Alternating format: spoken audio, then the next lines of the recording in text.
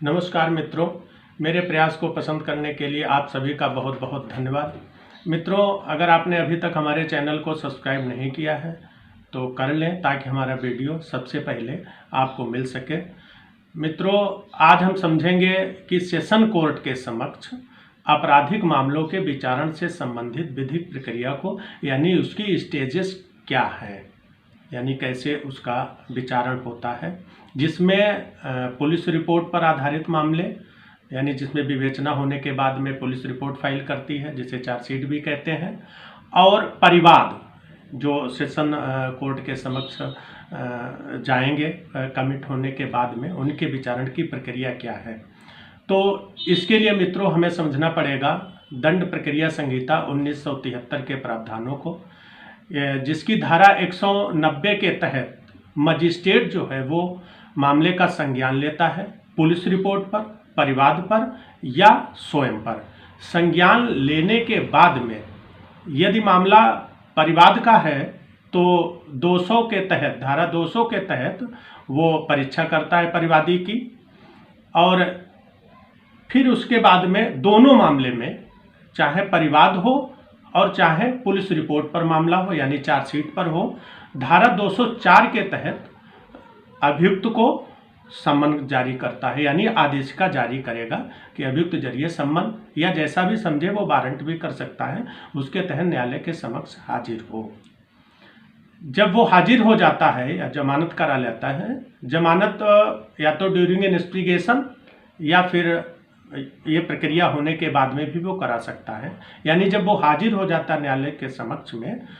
तो अगली स्टेज आती है धारा 207 की, जिसमें पुलिस रिपोर्ट पर आधारित जो मामले हैं उनमें अभियुक्त को नकलें दी जाती हैं, यानी जिसमें बयान होते हैं 161 वगैरह के, और धारा 207 के तहत अन्य डॉक्यूमेंट दिए जाते हैं। यदि मामला परिवाद पर है तो धारा 208 के तहत उसको नकलें दी जाती हैं, जो भी उसमें दाखिल की गई हैं, बयान है 164 है, अन्य चीज़ें धारा 208 के अनुसार। इसके बाद में दोनों मामलों को, अगर परिवाद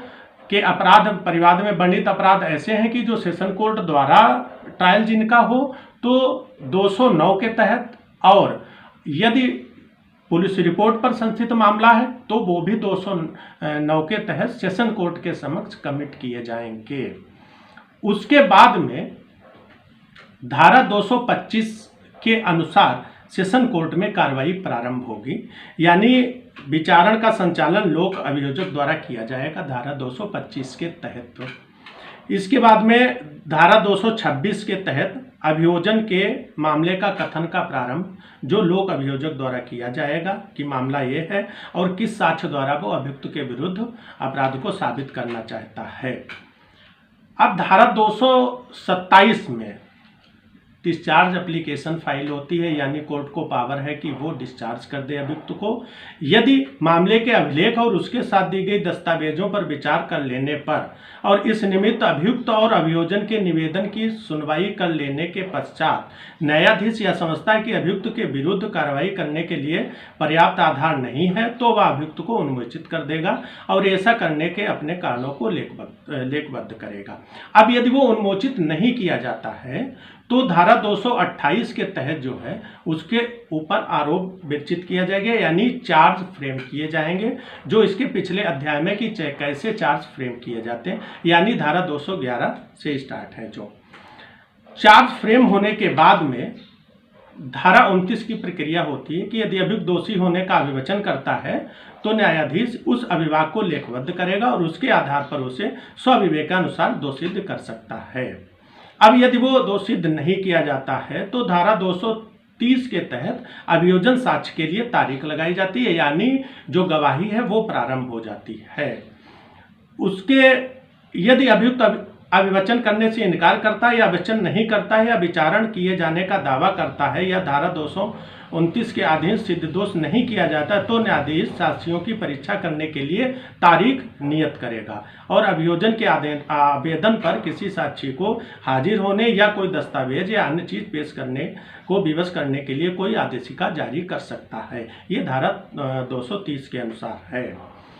धारा 231 के अनुसार ऐसी नियत तारीख पर न्यायाधीश ऐसा सब साक्ष्य लेने के लिए अग्रसर होगा जो अभियोजन के समर्थन में पेश किया जाए। उसके बाद धारा 232 में दोष मुक्ति है। यदि संबद्ध विषय के बारे में अभियोजन का साक्ष्य लेने, अभियुक्त की परीक्षा करने और अभियोजन और प्रतिरक्षा को सुनने के पश्चात न्यायाधीश का विचार है कि इस बात का साक्ष्य नहीं है कि अभियुक्त ने अपराध किया है, तो न्यायाधीश दोष मुक्त का आदेश अभिलिखित करेगा। अब धारा 233 में कि प्रतिरक्षा आरंभ करना, जहां अभियुक्त धारा 232 के अधीन दोष मुक्त नहीं किया जाता है, वहां उससे अपेक्षा की जाएगी कि अपनी प्रतिरक्षा आरंभ करे और कोई भी साक्ष्य जो उसके समर्थन में उसके पास हो पेश करो, ऐसा अभियुक्त कर सकता है। फिर धारा 234 में बहस होगी। जब प्रतिरक्षा के साक्षियों की यदि कोई हो परीक्षा समाप्त हो जाती है तो अभियोजक अपने मामलों का उपसंहार करेगा और अभियुक्त या उसका प्लीडर उत्तर देने का हकदार होगा।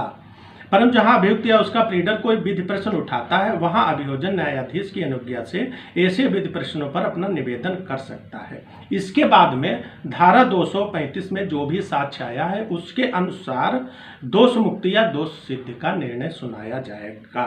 ये सेशन कोर्ट के समक्ष